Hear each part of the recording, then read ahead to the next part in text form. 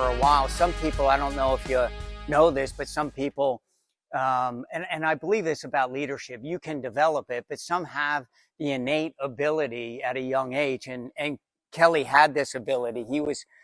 Uh, he, he was in grammar school. I heard this story for a family member. He was in grammar school and they had lunch one day and they were going through the lunch line. At the beginning of the lunch line, they had these huge thing of freshly picked apples. And on the top of it, it said, "Take only one, God is watching." So as he was going through the line and taking his sandwich and his milk and everything, at the end of the line were freshly baked chocolate chip cookies. And Kelly looked around and wrote a quick note and put it on top of the cookies and left. And the note said, "Take all you want because God is watching the apples." He had that leader, that influencing ability at a young age. So I'm gonna make this interactive to begin with. I was thinking about team and how to do it. And since we have this technology here, this beautiful technology, I'm going to run up and just get you involved a little bit. I would love to know how you define team, right? If we're going to talk about team, right? How do we define it? What is it? So in your minds, what is team? Thank you.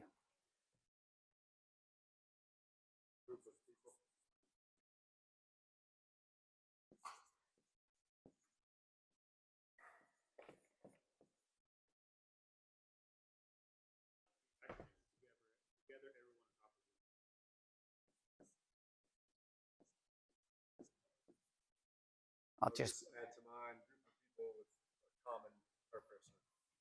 Okay.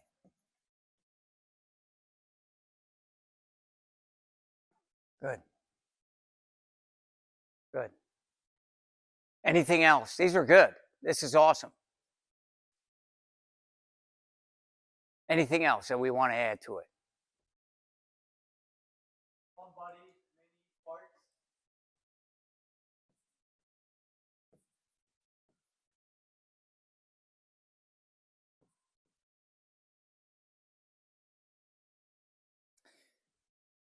There was a story about a famous organ player back when they played the organ, that they needed somebody to push the air through the pipes so it could make some sound. And this famous organ player was playing a concert at a huge church, and it was in two sections. They played the first section, and behind him there was a young boy who was pedaling. And the way they would do it, he would pedal and it would blow the air through the pipes. At the end of the first section of the concert, standing ovation, people are clapping, standing ovation, and the little boy peeks around after he's finished getting the standing ovations, and he said, we did great, didn't we? And the organ guy, the player, looked back and he says, "What do you mean we?" So he left and went away, came back for the second part, and he sits down at his organ and he starts hitting the keys and nothing. And he's hitting the keys again harder and nothing.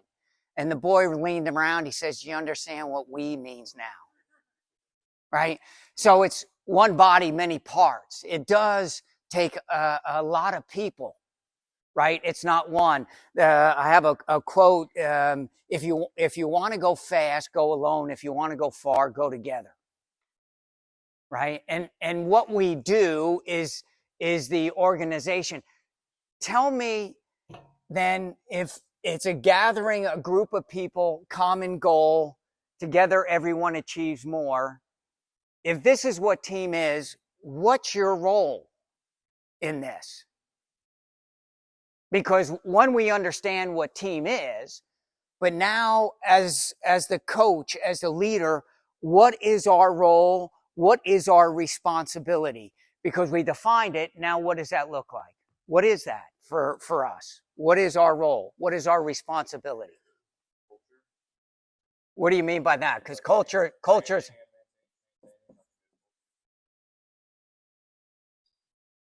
All right. Kelly's going to talk into this after I'm done. What else?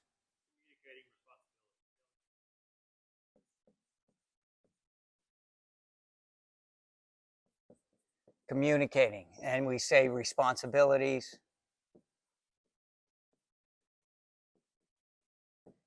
Anything else we need to communicate? Oh, I like that. Good. What else?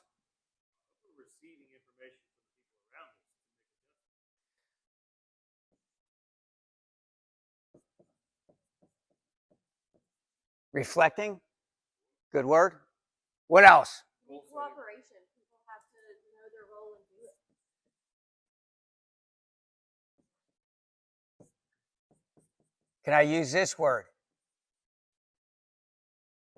Engagement. Yes, cooperation. Cooperation in a way, it's engaged in, active in, to participate in. These are good. This is awesome. Anything else?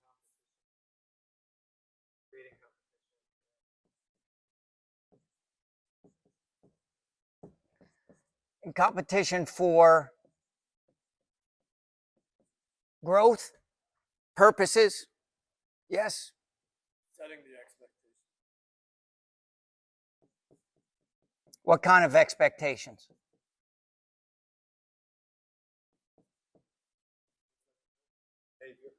Ooh, I like that. I like that. Awesome. Super. These are excellent. These are good. So this is wonderful because not only do we understand again what we have in a team, and I believe this. I believe that there's no better way. There is likely no better environment in life than team sports to teach principles of life. I believe that. And having done it for over 30 years, by the end, I understood the power that came with that, right? Of being able to use the vehicle of soccer to teach life lessons that obviously affected them in the moment. But oh my goodness, I knew how well I was coaching 10 years down the line. Right? That's how I knew I was doing a good job, was who they were 10 years after I had them. Right? That's the power of what we have in the vehicle of being a coach and using the game of soccer, the vehicle of soccer, to teach these lessons. Right? We have a group of people for a common cause. That's awesome. And with that comes great power to do that. There's a video I'm gonna show real quick. Let me. These were awesome, and I really appreciate your participation in it. We may come back to it.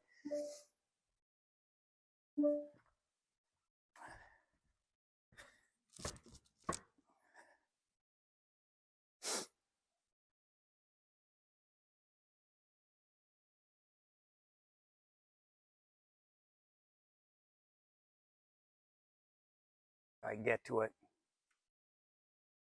Technology. I need the young people to come up, and here we go. Ben Zander, famous orchestra leader. One of my favorite people to help convey leadership in any area. Whether he was a great orchestra leader, he's responsible for developing some of the best musicians that go on and play in very famous orchestras. But he did this TED talk one time, and this is a clip of our responsibility as leaders and the power of that. This is awesome.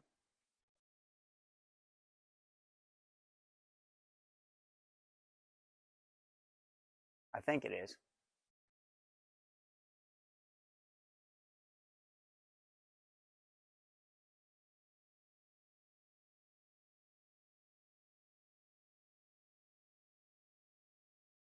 All right.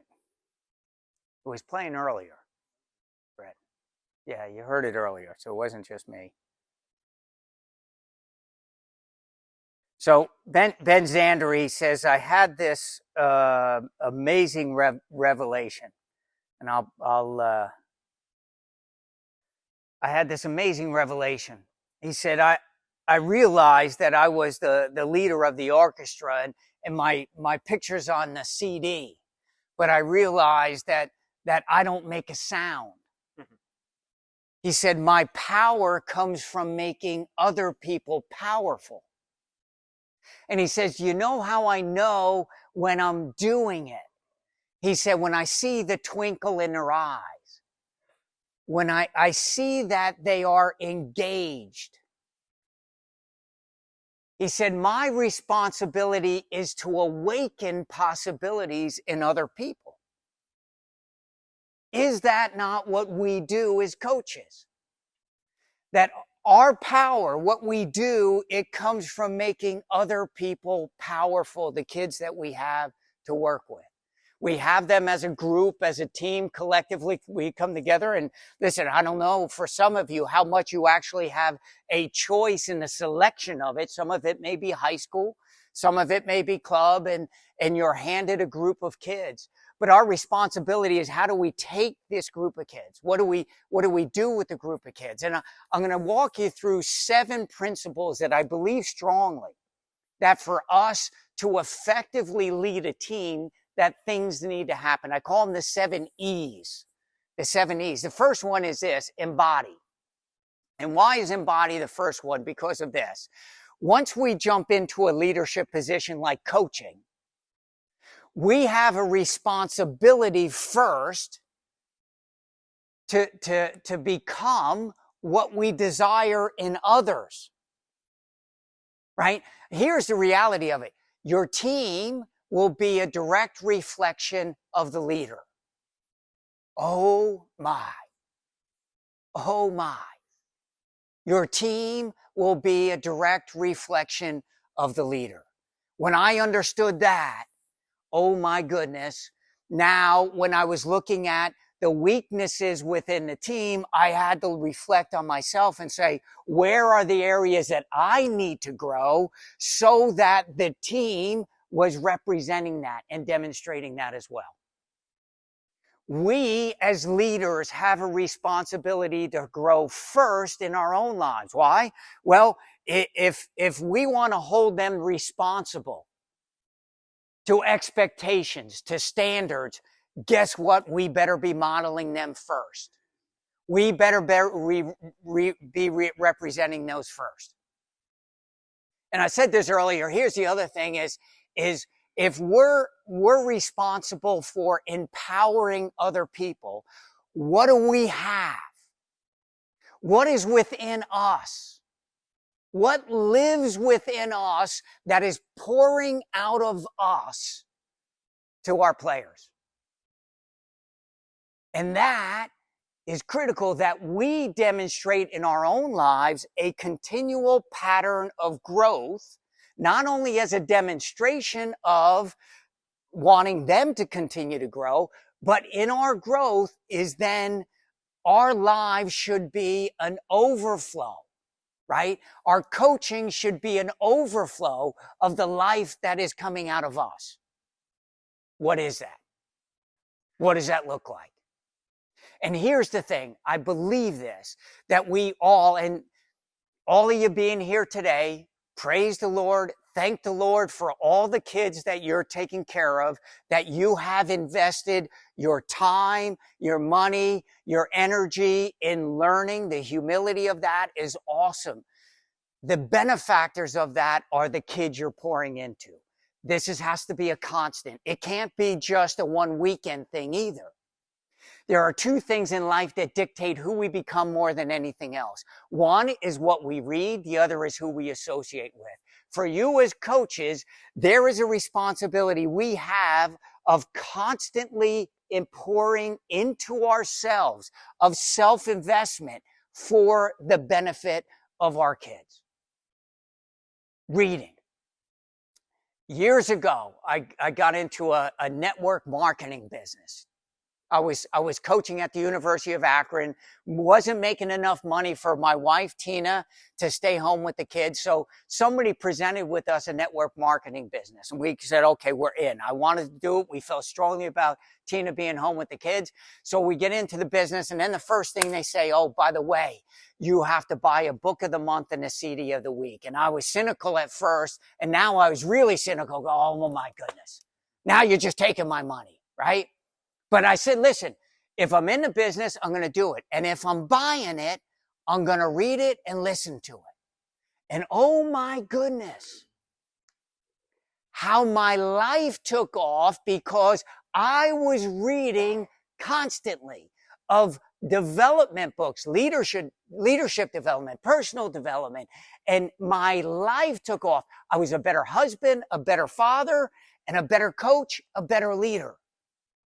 By reading 15 minutes a day. That was the equation. Why 15 minutes a day? Well, you get through about a chapter a day. Most books are 15 chapters long. And they told me this. They said, if you would do that for 4 years straight, I promise you'll be in the top 5% of whatever you do. I believed them. And I invested in it. And when I resigned from the University of Louisville, we were in the top 5% of what we did. Was it simply the books? No, but there was a personal growth that happened, an investment in myself because I committed to it. And who were the benefactors? Certainly there was a benefactor, but the program took off. It was then my coaching reached a whole nother level. Because I decided I was going to invest in my own growth so I can pour out in other people. Try it. Maybe just for a year, try it. 15 minutes a day. Could you take 15 minutes from social media a day and read? Absolutely. And listen, after this is over, I'll give you my email. You want a book? I'll give you recommendations. I'll partner with you. You want some books? I'll feed them to you. I'll tell you what they should be. Because I care that much about your development and the impact it's going to have on the kids. The second thing is mentorship. That you should have in your lives mentors. People that have the fruit on the tree. People that are well beyond where you are right now, not just as a soccer coach, but spiritually as well. We need people in our lives that will sharpen us, that will help us grow. So again, your growth, invest in it. This is a great indication that you desire to grow. Invest in your own growth. Seek mentorship, read 15 minutes a day, but keep growing. Why? For the development of your own team.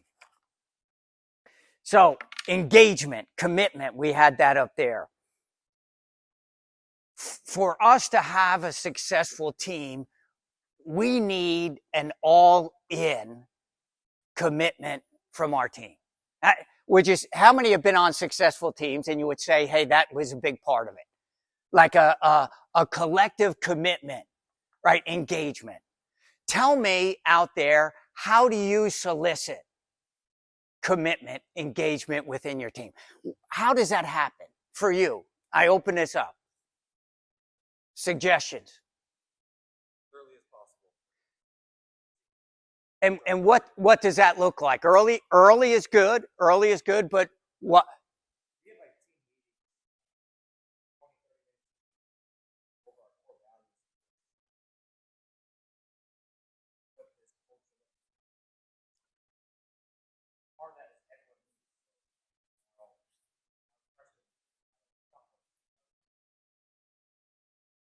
Awesome. What else? Awesome. teaching them the benefit they're going to get from this. You know, if you do this and commit to this, you get these benefits.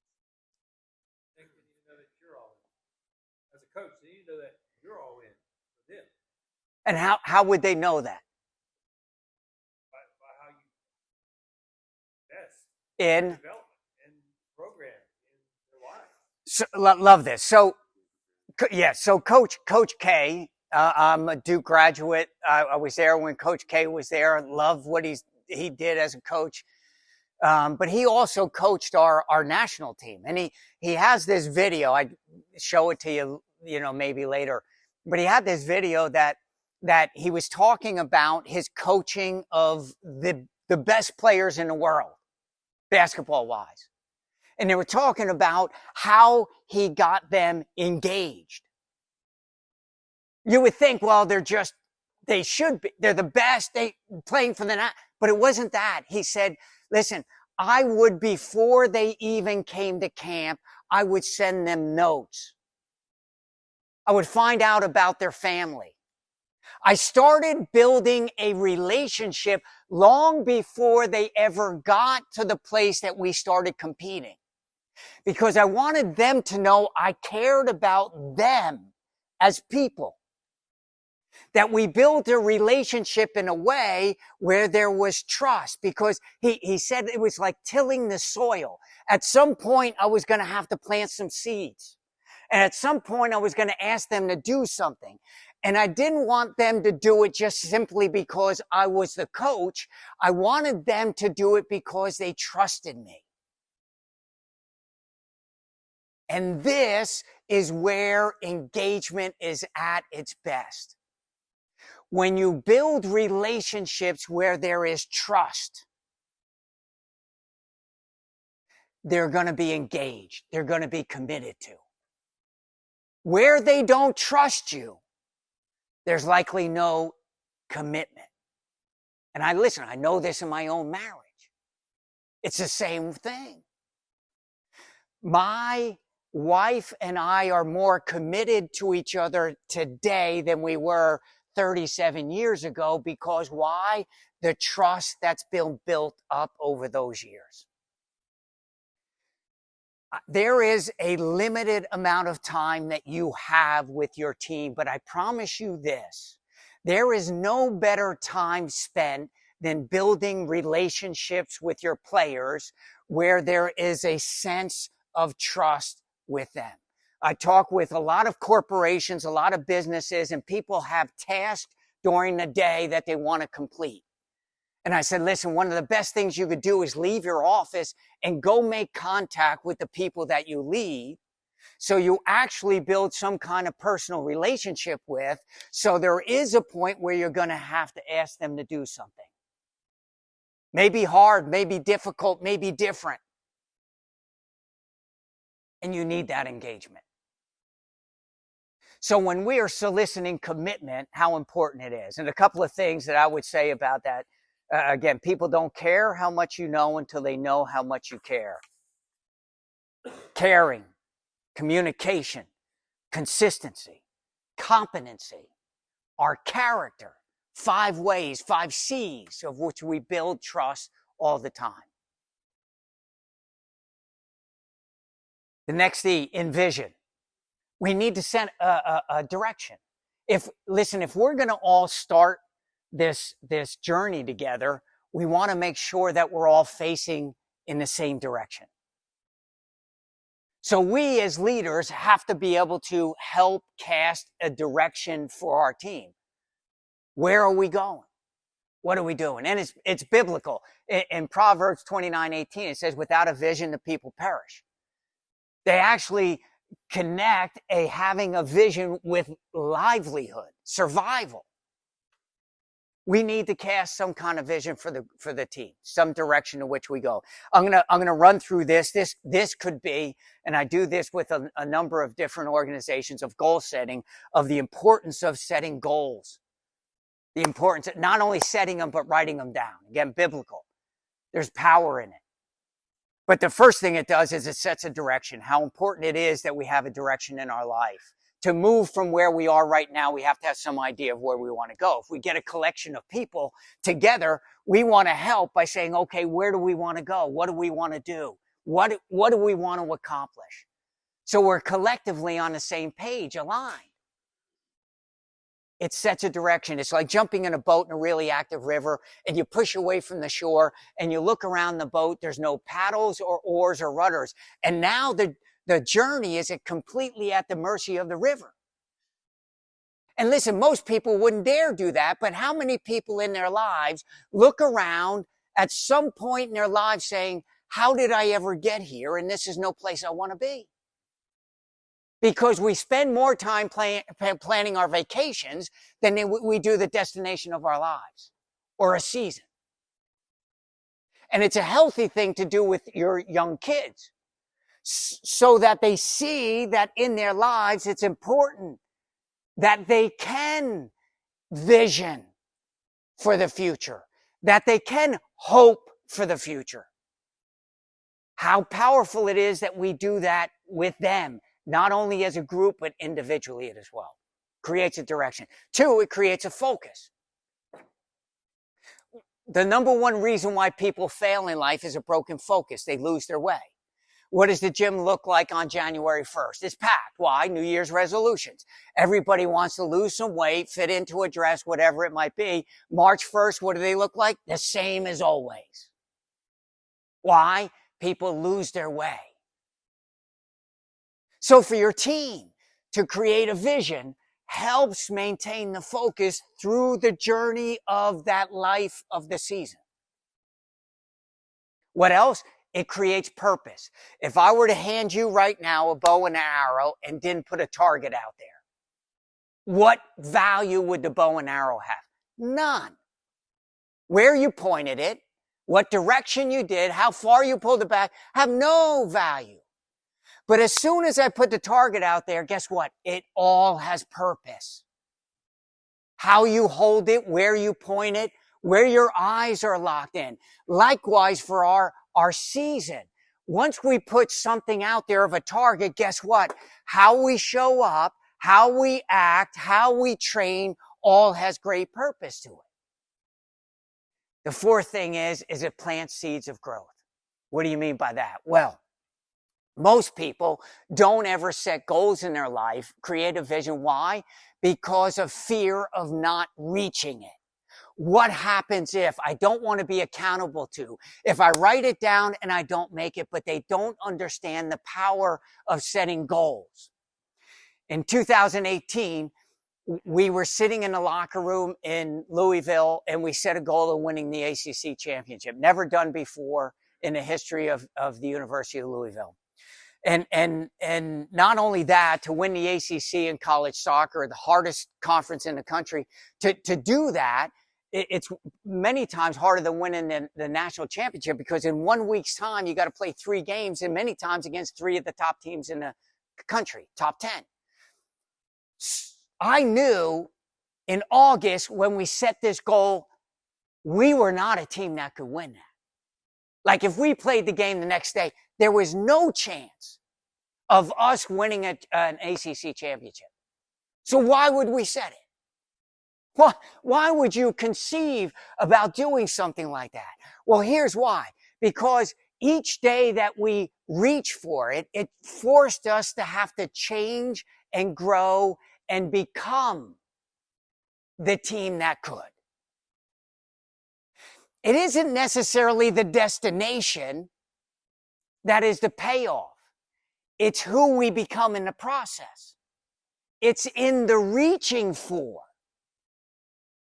In November, we end up lifting the trophy over our head. Why? We grew into the team that could lift the trophy. But the payoff wasn't the trophy. I got to tell you, I haven't seen the trophy in years. Don't know where the medal is. I don't even know where the ring is that we got from it. I don't know. But who I became, that's forever. The vision plants seeds of growth that force us to have to reach and grow each and every day.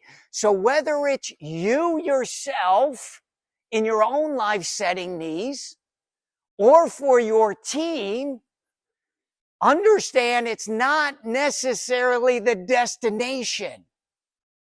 It's who we have to become to reach the destination. That's the payoff. We need to create a vision. The next is empower. Train up a child in the way he should go. Even when he is old, he will not depart from it. Empowering. How do we empower them? Well, the vision is the direction. The empowering is how are we going to get there? How are we going to get it? And this is critical. Most companies don't do this. I've been in a lot of programs that they lack this, of what are the values? What are the values we're going to live by? Who is it that we need to be on a daily basis to get there? At the University of Louisville, we had 3. Why 3? Well, we're dealing with 18, 19-year-old men, and 3 was enough for them to remember. That was good enough. Beyond that, I'm not sure how many. 3, relentless effort, mental strength, and selfless spirit. Those 3 things. And everything we did, training, matches, in the community, academically, was all measured by our values. Were we living out our values? And I always knew if we were struggling to get results, it many times wasn't because of the tactics. It wasn't because of the talent. In most cases, it was because we weren't living out who we needed to be. So to empower your team, have you communicated to them what it is, the behaviors that are expected? Clearly, what are those behaviors? One, be an example of it, but then holding them accountable to that. Clearly, linking the behaviors with the success. When we do this, it'll get us there. When we do this, we'll end up becoming that. But if you haven't clearly defined them, communicated them, how do they know? And how can we hold them responsible for it? Steve Kerr, before he got the job at Golden State, he took 2 weeks before he had his first meeting years ago with Golden State Warriors. Two weeks. Why? He had to decide what the values were that they were going to live by. And one, he had to make sure he was living those out. We need to set the example for it, but clearly defining those. Empowerment comes also in identifying what the strengths of your team are and accentuating that. He once told me that if you and your spouse are identical, one of you is not needed. Isn't that the same with the team? Praise the Lord, they're not all the same.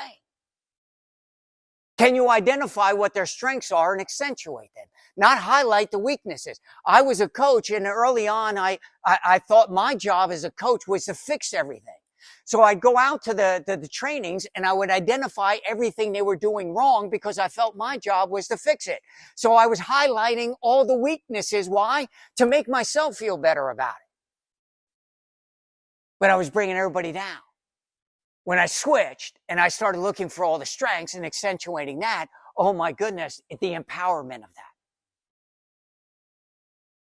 The third thing in empower is this, is allowing your team to make decisions that will ultimately dictate the result. We as coaches, we fear the result so much that we don't give the control. But if we don't give the control, then there's no learning. Well, I was walking to the field one time with my young son when he was about 8 years old, and I was watching this coach on the sidelines coaching a bunch of under sixes, and he was screaming at him, "Kick it now. Stop now. Now move now." And the kids were all looking over, waiting for him to give direction. Paralyzed. Waiting for him to give direction before they moved. He stole from them not only the decisions that they could make, the freedom to make decisions, but he stole from them the growth as well. We have to be okay. with giving them freedom to make some decisions and help them learn from those decisions. Now, listen, not everybody earns the right to take the free kicks on the field, because you have to earn certain responsibilities that you give within the team. But growth comes by giving some freedom, empowerment. The shaping of behaviors. Once we have defined what the behaviors are, how do we shape them? Encourage. Encourage. Encourage, many times people think, well, encouragement is just, telling them that they've done well. But encourage is about shaping behaviors, making strong. So encourage comes in accountability as well. It's not just telling them they're all good, but it's an accountability to a standard. That's how we encourage and strengthen growth in their behaviors. There's a book, it's probably not politically correct right now, but it's called Whale Done, How They Train Killer Whales in SeaWorld. And they take the most dangerous predators in the sea, they put them in captivity, and they teach them to do whatever they want. It's kind of crazy that these were such dangerous animals, and they'd get them to do. If they wanted them to jump over a rope outside of the water, what they would do is put the rope about 10 meters off the bottom of the tank. And every time it swam over it, they would love it and hug it and feed it. Then they would raise it another 10 meters, and every time it swam over it, they'd love it and hug it and feed it. Pretty soon they had it 10 meters outside the water, and this huge animal was jumping over it because it wanted to be loved and hugged and fed. Now, if it swam under it, what they didn't do was whip it, because they knew they'd be eaten. What they did was they would redirect the behavior. They would redirect the behavior and say, remember, we want to jump over. And when they did, they would love them and hug them and feed them. We're no different. We're no different. Our kids are no different. They want to be caught doing it well. They want to be loved and hugged and fed. And listen, there's standards that we need to hold them accountable to, but in the holding of accountable, we need to redirect them. Not just tell them they're doing it wrong, but we have to guide them in a direction of doing it right and what that looks like. And then love them and hug them and feed them. 1 Thessalonians 5:11, therefore encourage one another and build one another up. The next one is enjoy. Enjoy. Because in our journey towards wherever we're going, we need to have an energy to it. Right? If we're not moving, we're not going anywhere. And what provides it? It's the joy. The joy of the Lord is our strength. Proverbs 17:22 says, a joyful heart is good medicine. Ooh. A joyful heart is good medicine, but a crushed spirit dries up the bones. Have you ever been on a team that kind of felt that way? Tough to move anywhere in that kind of environment. Our words, what we say to our kids, have such weight to them. And I don't think we always understand that. We can prophetically speak into their lives about who we see in them that they don't see in themselves. The life and death are in the power of the tongue. They did this study. I don't know if you've ever seen it, but they did this study with rice. And it's a very famous experience. They did an experiment. They did it over and over again. They took 3 beakers of rice and they filled the beakers with water with the rice. 30 days straight, 1 beaker, 30 days straight. They speak over it love. I love you. Thank you. You're wonderful. Over rice. The next one. I hate you. You're no good. You're terrible. The last one they ignored for 30 days straight. What they found after 30 days, the same beakers, right? Same water, same rice. The one that they spoke positive over, it produced a beautiful aroma, beautiful smelling. The middle one that had negative spoken over it turned black. The third one decayed. And they've done this study over and over again. And here's what happens. What they found by looking at the molecular structure of the water is the words change. The vibration of the words change the molecular structure of water. The ones that had something positive had a molecular structure that looked like snowflakes, perfectly symmetric. The ones that had something negative were a blob. We are made up of mostly water. So what do you think it does to our kids when we speak life over them or death? Our words have that power. And I want you to understand how important that is as we're trying to empower them to be everything that we know they're capable of becoming. Are our words speaking into their life in a way that we're speaking life into them? They have such power. And the last E is this, is evaluate. We do need to reflect. We need to look back. We need to understand what went well, what didn't go well. And listen, not only in our own journey, right? To be self-critical, not shame, not guilt, but self-critical of understand what we're doing. Ephesians 4:22, you are taught with regard to your former way of life to put off your old self. We need to constantly be growing. The only way to do that is to look back and evaluate where we made mistakes and what we've done well. But for the team as well, we need to continue to evaluate. Evaluate your past to make the most of the present to ensure the future. Evaluate the past to make the most of the present to ensure your future. We need to continue to look back and evaluate what we've done this past season. What are those things we need to change? What could we do better? All right, that's a responsibility we have, not only with the team we have within it, all right, but also for the next team that we're coaching. Any thoughts on team? Any questions? Any insights that you might have? Was that helpful? Awesome. Yes. Outside of winning the championship, what other goals would you have, and how would you measure that? Yeah, for us, many times the goals were, and leads into another thing, but the goals were things that came during the course of the season. So we would have end of the year goals, things like winning the NCAA championship, things like winning